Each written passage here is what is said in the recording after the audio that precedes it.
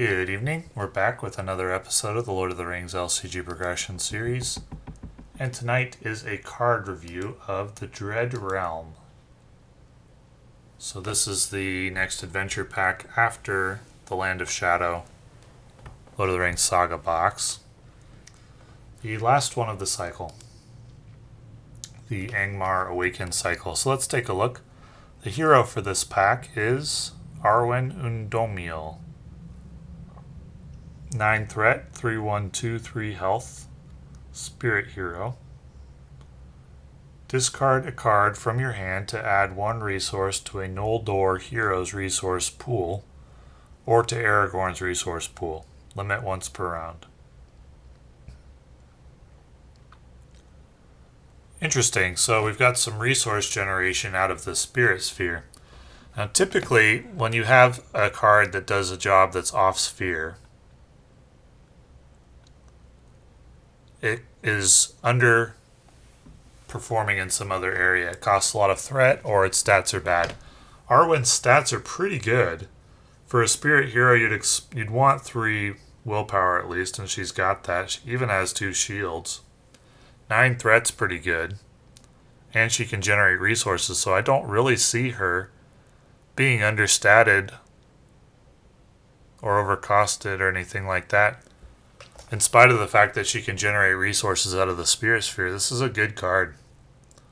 This is a very good card. And she's Noldor herself, so you can add a resource to a Noldor's hero's resource pool. You could add it to hers. You don't have to exhaust her or anything. This is a very good card. This will be a card in a lot of very strong decks. Very good card. I don't know if it's the best hero of the cycle. Aristor is also very good. But Arwen is a very good card. If you were going to buy, I'd rank this adventure pack. And which one was Aristor in? The Treachery of Rhudaur, was it?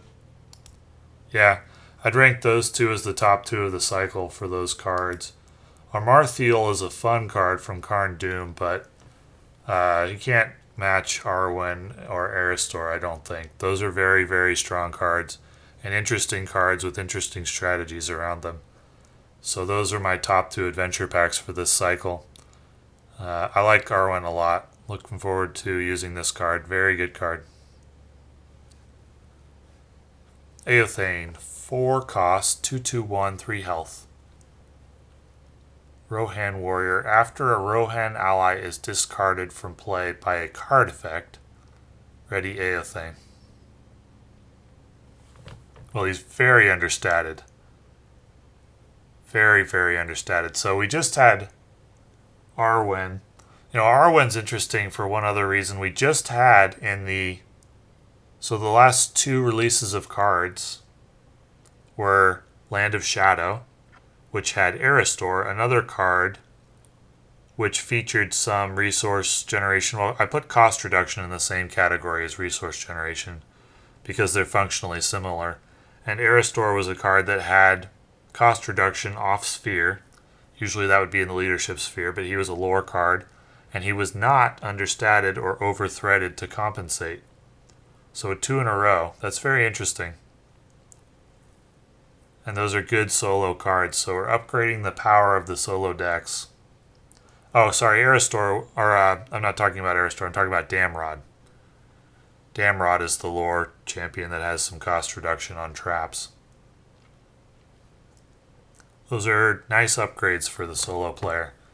Damrod, Aristor is a nice upgrade, Arwen's a nice upgrade. So after a week early part of the cycle, well, Damrod is in one of the saga boxes, but after a week early part of the cycle, the last 3 adventure packs are much stronger, which I'm happy about, because there were some brutally difficult quests in both this cycle. Waste of Eriador was very difficult. Karn Doom was insanely difficult, arguably the hardest quest in the game. I would say so far the hardest quest in the game in solo play. And then you had Journey to the Crossroads, which was very difficult, and Shelob's Lair, which was very difficult. So it's nice to get some upgrades. Now, Aethane is very overstated, which is what you'd expect because typically action advantage comes from spirit. At least efficient action advantage comes from spirit. With like Light of Valinor, Unexpected Courage, we're starting to see more action advantage cards from leadership. It's like leadership's moving into having action advantage be a core part of its role, but every single card that I've seen, I think, from leadership which has action advantage is either hard to set up or it's expensive. And Aethane is no exception. I don't like 4-cost 2/2/1 with a sporadic readying effect. I don't think that's good. I think that's too expensive. Now, maybe he's intended to be played with Theodred, which would drop his cost to 3. I think for 3, he's pretty good. So I'd probably play him with Theodred if you were running Theodred and a leadership sphere hero. But I would not run him at 4-cost. That's too expensive for what this card does. He might be overcosted because leadership is the resource generation sphere. But I think 4 is too expensive for this card. I like 3-cost better. I think his ability is basically worth 1 resource. He's okay at 3 resources, not great. Probably worth including if you're playing Theodred, but not otherwise. Sword of Numenor. 1 cost. Attached to a Dunedain or Gondor hero. Attached hero gets +1 attack. After attached hero participates in an attack that destroys an enemy with 5 or more printed hit points, exhaust Sword of Numenor to add 1 resource to attached hero's resource pool. So it's probably only going to generate 2 or 3 resources a game on average. So for 1 cost, you get +2 resources, maybe only +1, maybe it only pays for itself, but you get +1 attack. This is pretty good. Definitely worth a look. It could be dual wielded too, you could have 2 of them. Yeah, I like this card. If you're playing Dunedain or Gondor and you're expecting to fight with them, this would be good on like a Marthiel. There's a variety of other situations where this is pretty good. It might get overshadowed by other cards. It's not going to be like an essential card. It's going to be used too sporadically for that. And +1 attack is nice, but not phenomenal. But the card is good. I like it. Definitely worth a look when you've got a Dunedain hero, especially a combat-focused one. Or Gondor hero. Combat-focused one like a Marthiel comes to mind first. I'd run this if I was running him. For sure. For Nost Bowmen, especially since Dunedain, like a Marthiel, is built for combat. That's what he does. He's built to engage enemies and he's built for combat. For Nost Bowmen, 3 cost, 1/1/1, 3 health, ranged. For Nost Bowmen gets +1 attack for each enemy engaged with you. He's Dunedain. Okay, so we've got a Guardian of Arnor who is similar cost and similar stats and gets +1 shields for each enemy engaged with you. +1 attack isn't as good in my opinion. In solo play, the ranged part doesn't matter. The defense is stronger because the Dunedain aren't hurting for damage. And when you need damage, I mean, you need to be engaged with 2 enemies just to get this card to okay. There's other cards you could play out of the tactic sphere that would get you there without the requirement. Like sometimes this card's going to be bad. If it's engaged with only 1 enemy, it's not that good. So you have to be engaged with 2 before it's okay. And there's other ways to do that which are just as good and are more reliable. A couple that come to mind, Skin Bark gives you 4 attack for 3 cost. Treebeard gives you 4 attack for 4 cost, but he enters play exhausted, so I'm not sure that's better. Or that's... But I still think Treebeard's probably more reliable than 4 Nost Bowmen. Knight of Minas Tirith gives you 3 attack for 3 cost, and you don't have to fulfill any requirement. And then you have Beachbone, which gives you 2 attack for 3 damage, plus some direct damage. So I think that there are better cards than 4 Nost Bowmen. Now he's Dunedain, so that gives you synergy. Is it worth it with synergy? Yeah, if you're running tactics, he might be worth a look. And Dunedain synergies like Heir of Valandil. You can get it down to 2 or 1 cost. It's probably decent for that. 2 cost, I like this card. At 2 costs. So if you're running Dunedain synergies, it's okay. But it's going to be kind of below average sometimes. I think I'd actually prefer more reliable cards in the absence of further Dunedain synergies. The Dunedain synergies are a little weak. There's not a lot of synergy there. So I still consider this kind of lackluster even in a Dunedain deck. Because it requires a combo Heir of Valandil on this to set up just to make it okay. I'd probably run Skinbark first. Or even Knight of Minas Tirith if I needed the combat power. Well, we'll see about further Dunedain synergies though. I guess if your deck is set up to reliably use Heir of Valandil, it's okay. Hour of Wrath, 4 cost. Choose a hero until the end of the phase. The chosen hero does not exhaust to attack or defend. Okay. Interesting. So you can do an unlimited amount of attacks or defenses. That's got some use. Valor action, choose a player. Till the end of the phase, each of that player's heroes do not exhaust to attack or defend.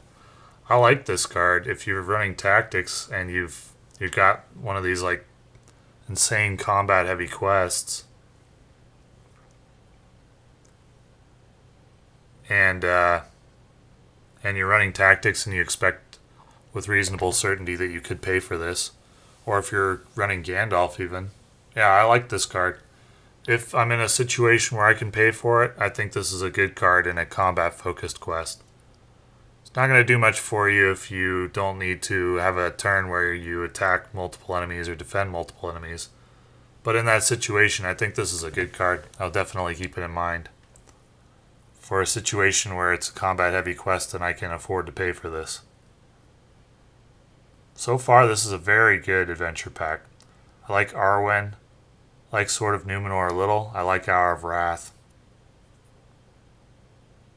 I mean, basically, you're buying this adventure pack for Arwen, right? And all the rest of the cards are just bonus. Elven Light. 1 cost. Elven Light can only be played from your discard pile. Return Elven Light to your hand from your discard pile, then draw 1 card. Okay, so if you draw this, you could throw it away with Arwen. If you're running Arwen, which generates a resource. Then you can use that resource to pay for Elven Light, bring it back to your hand and draw a card. So if you draw this with Arwen, it's basically an attachment that says draw 1 card every turn. That's good. Now the other 2 are going to be duplicates, which do nothing, so this might as well say unique on it. Because you can only use Arwen's ability once per round. So unless you have other discard effects, your second and third Elven Lights are going to be useless. That's the only caveat with this. So it might be worth running one other way to discard a card in your Arwen deck. But I would run this with Arwen every time. This is good. And she doesn't need any help to be good. This is just bonus. Very good card. Would it be good without Arwen? Well, obviously it's not good if you don't have a way to discard cards. If you do have a way to discard cards, and all this does is you return it to your hand and then draw one card, I think it's only really good if you're doing that repeatedly. If you just used it once and spent a resource and drew one card, I don't think it'd be that good. I mean, unless you have to be discarding cards, it's like a force effect for some other benefit and you need cards to throw away. So if you're going to be this is like a card where if you're going to be discarding anyway because you want the effect from it, then you may as well run this. But I don't think you run something specifically for this unless it has a positive effect from throwing the card away, because otherwise it's just kind of meh. But anytime you've got a card where you are going to be discarding something because you want the effect from discarding something, you could run this and it'd be pretty good.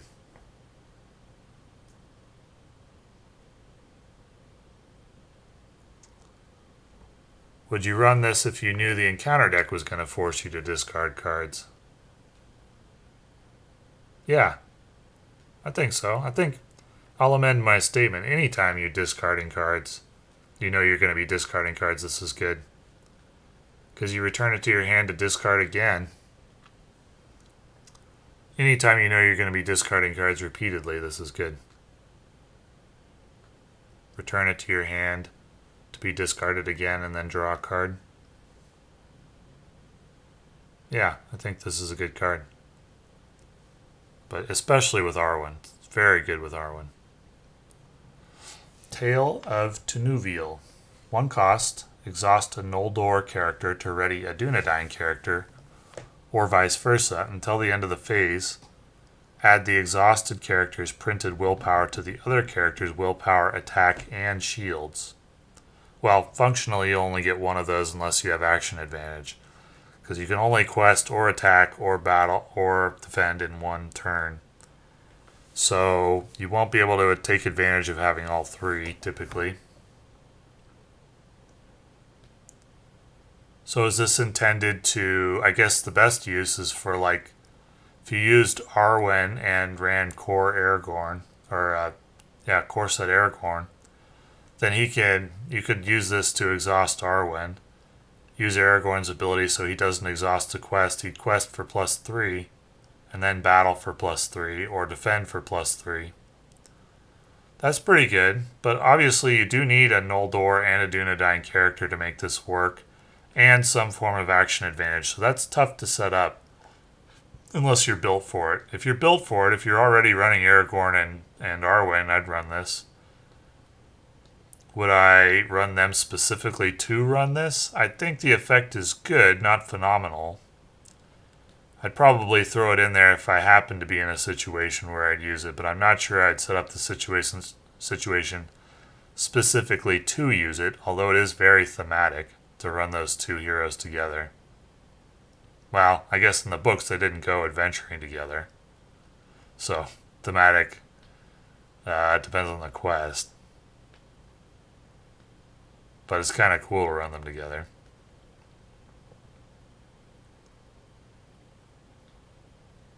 Is it good with other Noldor Dunedain character combinations? Well, yeah, any combination where you're going to have action advantage so you can make use of multiple stats.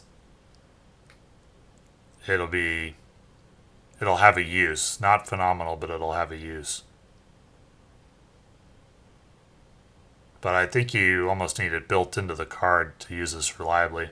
Otherwise, it's going to be a dead card while you're waiting for your combo to set up.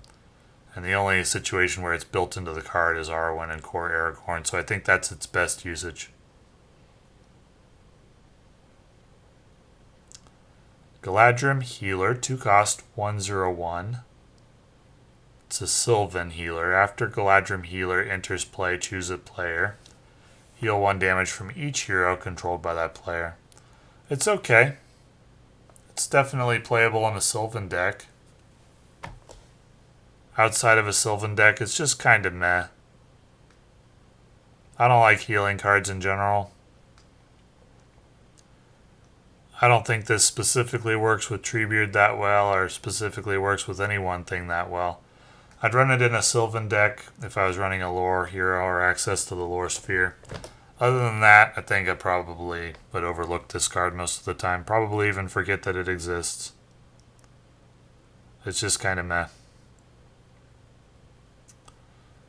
Weather-stained cloak. There's a lot of different ways to heal now in the lore sphere. Each of them is slightly different from each other. And it's hard to say for most of them that any of them are better than the others. Except I think Warden of, what's it called? Warden of Healing or whatever he's called is probably better than this. Because it can be used repeatedly if you have the resources. But it is Sylvan. It's probably worth including in a Sylvan deck that has access to lore. And maybe that's its primary purpose, the Sylvan deck. Weather-stained cloak, 0 cost, attached to a ranger character, limit 1 per character. While attached character is committed to the quest, Weather-stained cloak gains response exhaust Weather-stained cloak to cancel 1 point of damage just dealt to attached character. So you can cancel 1 point of damage every turn. But only while he's committed to the quest. Wow, that's a very specific usage. Well, I guess its usage is to counter treacheries that deal damage, right? And that's about the only usage for it. Very specific card. Very niche card. Unlikely this would get used unless there's some specific challenge that this card is built for. Maybe there is. Maybe in the Nightmare decks. Maybe in an upcoming quest. But certainly not something you'd see in every deck. Or in most decks. Or maybe not in any decks. I'm not really sure. You'd have to have it cancel damage multiple times, I think, in a game to really be good. And how often do characters get damage while committed to a quest multiple times in a game? Not that often. Not that often. It's rare that you see it twice in one game. Sword Thane, 4 cost. It's a title, a unique title, attached to a unique ally belonging to any sphere of influence. Attached character loses the ally card type and gains the hero card type. That's interesting. So it would then generate resources. Okay, well let's compare this to Resourceful. What other usage is there other than generating resources? Well, there's plenty of cards that target a hero, but not a ally. So this could have some usage in a certain type of combo deck. It's expensive, but it's neutral, and that helps you pay for it. This could have usage in combo decks. I'm not thinking of any off the top of my head, but given that there's a lot of cards that target heroes specifically but not allies, this could have usage in combo decks. Or to overcome specific challenges. Very interesting card. I like this adventure pack a lot. My favorite of this cycle. This and the Aristor one, definitely the top 2 for me in this cycle. Very strong way to end the cycle, which kind of began a little weakly in terms of the cards. I didn't like them too much for solo play, but this adventure pack is very strong. I would recommend getting it for the cards. Sword Thane is an interesting one. Definitely keep it in mind. It could help overcome a specific challenge. It's very thematic as well. I see it as thematic, kind of knighting a character, promoting it. Yeah, interesting card. Not good on its own without making use of any of the hero effects. Like if you can only do it on a unique ally, so you can't knight some random dude, but you can only do it to 1. The subsequent draws of this card are going to be dead. So if you weren't using it to use any hero effects and you only wanted to generate a resource. Resourceful is a better card. It also costs 1 and generates 1 additional resource per round. And it's not unique. So the reason you play this over Resourceful is because you would like to target a unique ally with some of the hero effects, whatever they may be. And then Sword Thane is better. So, great adventure pack, and thanks for watching.